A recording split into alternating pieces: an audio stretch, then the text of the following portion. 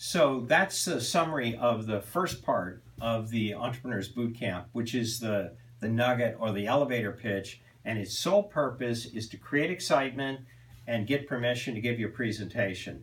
So now let's move on to the second part that's quite important in the Entrepreneur's Bootcamp, which is trying to figure out how angels and venture capitalists make up their mind if they want to invest or not.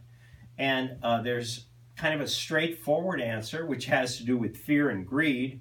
And then there is a more subtle answer, which has to do with something called Deal Scrubber, which is a proprietary expert system that I'm going to tell you about in a minute. So let's just address the first part of the decision-making process, which is fear and greed. The thing that you have to remember is that you're very interested in your product and or your service, but frankly, the venture capitalist is not that interested in consuming your product. Of the 18 companies I invested in, I didn't buy any of those products. I was mainly interested in two things. One, I didn't want to lose money, so I have the fear of losing money. And the second question is, once I'm over this fear of losing money, I want to know, can I make some money, which is the greed part. So the first part of the question is, am I going to lose money here? I'm afraid of losing money. And how do I decide on an investment whether or not I can get over this fear? And a lot has to do with you, the CEO.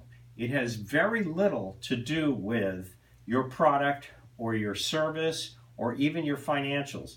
And when we talk about Deal Scrubber, I will reveal that, review the importance of you, the CEO. The second part is the greed part. Can I make money on this product or service? Can I make money on this investment?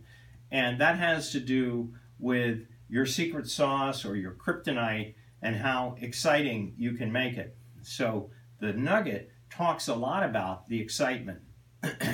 And that translates into the second part of the investor's straightforward approach to whether or not he or she wants to invest. Fear and greed.